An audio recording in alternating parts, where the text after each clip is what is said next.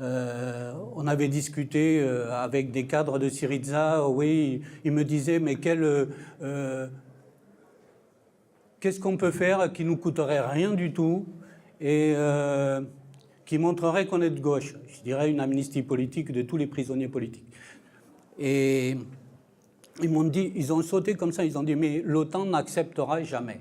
C'est-à-dire, bon, bah alors, tu me demandes rien parce que l'OTAN ne va jamais accepter le moindre pas en avant révolutionnaire. S'ils peuvent même plus faire en Europe une amnistie politique, alors franchement, je ne sais pas où est ce qu'est soi-disant cet État.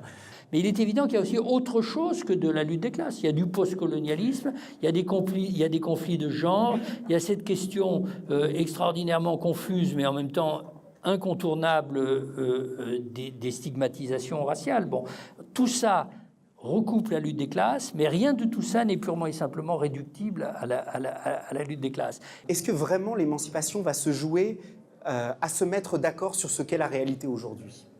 Est-ce que vraiment c'est de retirer des illusions dont nous avons besoin, ou est-ce qu'au contraire, ce ne serait pas de se redonner quelques illusions à plusieurs? Et si nous nous raconterions à nouveau frais quelques fables nouvelles, plutôt que d'en retirer?